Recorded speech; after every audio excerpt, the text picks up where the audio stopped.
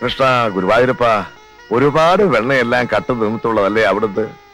ഈ ശങ്കരൻ എന്തെങ്കിലും അറിയാതെ തെറ്റ് ചെയ്ത് പോയിട്ടുണ്ടെങ്കിൽ അവിടുന്ന് പൊറുക്കണേ. കൃഷ്ണ ഗുരുവായൂരപ്പ, ഭഗവാനെ.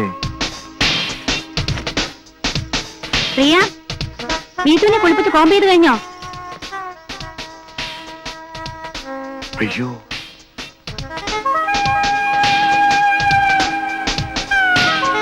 എന്താ മോളെ, നിനക്ക് എന്ത് പറ്റി? യോഗാസനം. ഇങ്ങനെ തലകുത്ത് നിൽക്കാൻ ഒരു യോഗം വേണം. സൂക്ഷിച്ച് പെടലി ഒടിഞ്ഞു പോവും. നിന്റെ തള്ള എന്തിയെ? അവളും ഇതുപോലെ പലയിടത്തും തലകുത്ത് നിൽക്കുന്നുണ്ടാവും. തലകുത്തി നിൽക്കുമ്പോ സംസാരിക്കാൻ പാടില്ലെന്ന് അച്ഛൻ അറിഞ്ഞൂടെ?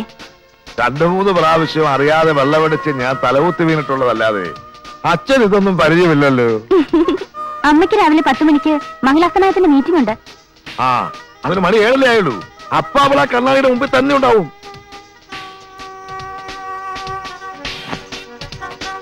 അല്ല, രാവിലെ തന്നെ ഇറങ്ങായോ? ഇന്നെന്താണാവോ മകളുടെ പ്രശ്നം? ഒരു സെമിനാറാ, ശാലീനത്വം നഷ്ടപ്പെടുന്ന കേരള വനിതകൾ. ഈ വിഷയത്തെക്കുറിച്ചാണ് പ്രധാന ചർച്ച.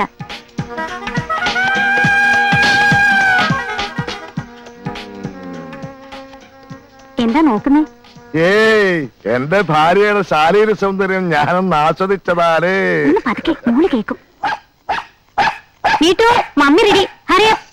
ആ, കേരള വനിതകളുടെ ശാരീരിക സൗന്ദര്യത്തിൽ പട്ടിക്ക് എന്താണാവോ പങ്ക്? ആ,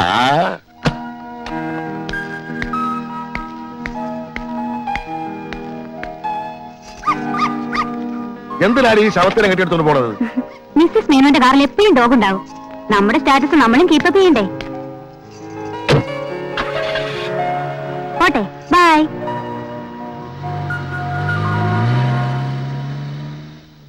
ആ, പട്ടി ജനിച്ച നക്ഷത്രത്തിന്റെ ഗുണം.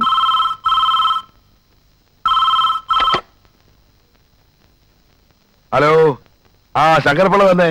സാറേ, ഞാനാ യൂണിയൻ നേതാവ് വക്കച്ചൻ. പറഞ്ഞ കാര്യം എന്തായി വക്കച്ച?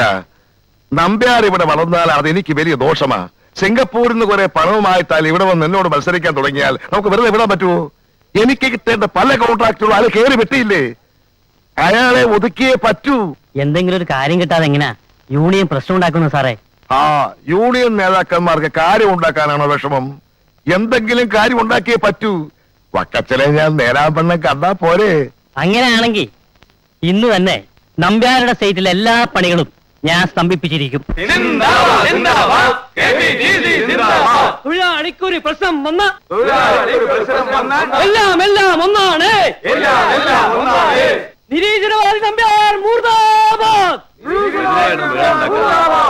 മുതലാളി അകത്തേക്ക് എല്ലാം പറഞ്ഞു. അങ്ങനെ വഴിക്ക് വാ. ആ, പിടിച്ചോ, ഞാനിപ്പോരാ. ഈ സമരം അനാവശ്യമാണ്.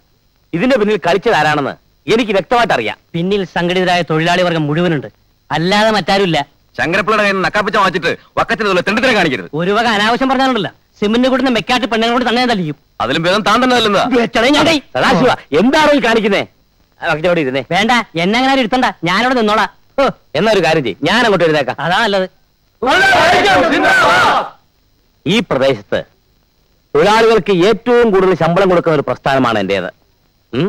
നേരായ മാർഗത്തിലൂടെ അല്ലാതെ തൊഴിലാളി വർഗത്തെ പിഴിഞ്ഞോ കൃത്രിമം കാണിച്ചോ 10 പൈസ ഇന്ന് വരെ ഞാൻ ഉണ്ടാക്കിയിട്ടില്ല. സത്യസന്ധമായി ചെയ്യുന്ന കർമ്മത്തെയും സത്യത്തെയുമാണ് ഞാൻ ദൈവമായി കാണുന്നത്. വക്കച്ചോ, ഞാനൊരു നിരീശ്വരവാദിയാണെന്നുള്ള കാര്യം വക്കച്ചൻ അറിയാമല്ലോ. പക്ഷേ ദൈവത്തെ കൂട്ടുപിടിച്ച് മറ്റുള്ളവർക്ക് പാര വയ്ക്കുന്ന എരപ്പാളിത്തര ആര് കാണിച്ചാലും ഞാൻ പ്രതികരിക്കുമല്ലേ? പ്രതികരിക്കും. ഒന്ന് പ്രതികരിച്ചു നോക്ക്. ഈ അടിച്ചത് പിള്ളേരുടെ മുഖത്തിട്ടാണെന്ന് പറയണ പുല്ലേ. താനൊരു തൊഴിലാളി നേതാവിനെ തല്ലിയല്ലോ. ഇന്നും നാളെ ഞാൻ കേരളാവൻ കുറയ്ക്കാവശ്യരിക്കുന്നു. നമ്പ്യാരുടെ ഗുണ്ടായി സംസാരിപ്പിക്കുക. കേരള ബന്ദ് സിന്ദാബാദ്. കണ്ട എംബോക്കിയല്ല ആഴ്ചയിൽ 10 ബന്ദ് പ്രഖ്യാപിച്ച് മനുഷ്യനെ പൊറുതിമുട്ടിക്കുന്നതുകൊണ്ട് ഈ ബന്ദിന്റെ വിലയൊന്നു പോയി. ആരോന്ന് പ്രഖ്യാപിക്കണം. പിന്നെ തല്ലിയല്ലോ. ഭാരത ബന്ദ് സിന്ദാബാദ്.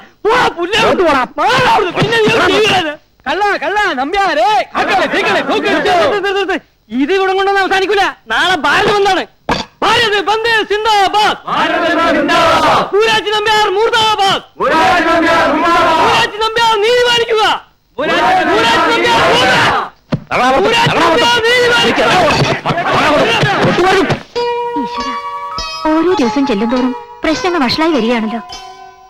ഈശ്വരനെ നിഷേധിച്ച് ജീവിക്കുന്നോണ്ടാ പ്രശ്നങ്ങൾ ഒഴിയാത്തത്. എടേ, സത്യസന്ധമായി ജോലി ചെയ്ത് ജീവിക്കുന്നവരെ നിന്റെ ഈശ്വരന്മാര് പാര വെക്കുവോ? ഇതൊന്നും ഈശ്വരന്റെയും ജഗത്താന്റെയും വിളയാട്ടമല്ല സുധർമ്മേ, അധർമ്മങ്ങളുടെ വിളയാട്ടമാണ്. ബിസിനസ് രംഗത്ത് അച്ഛന്റെ ഈ ഫിലോസഫിക്കൊന്നും ഒരു സ്ഥാനമില്ല. അധർമ്മത്തിനെ എങ്ങനെയാണ് കൈകാര്യം ചെയ്യേണ്ടതെന്ന് ഞങ്ങൾ കാണിച്ചു തരാം. ഈ പ്രശ്നം ഞങ്ങൾക്ക് വിട്ടുക. നിന്നെയൊക്കെ വിശ്വസിക്കാവോ? 100%. വിട്ടു വന്നിരിക്കുന്നു. ആ.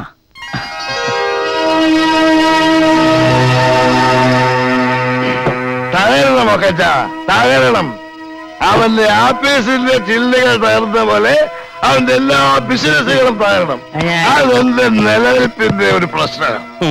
അതിനുവേണ്ടി എത്ര പണം ചെലവാക്കാനും എനിക്കൊരു മടിയില്ല.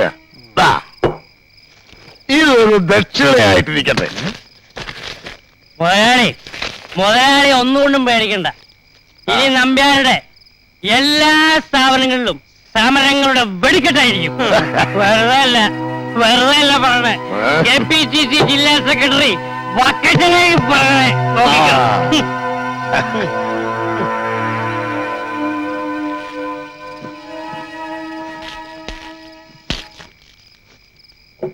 ഏ?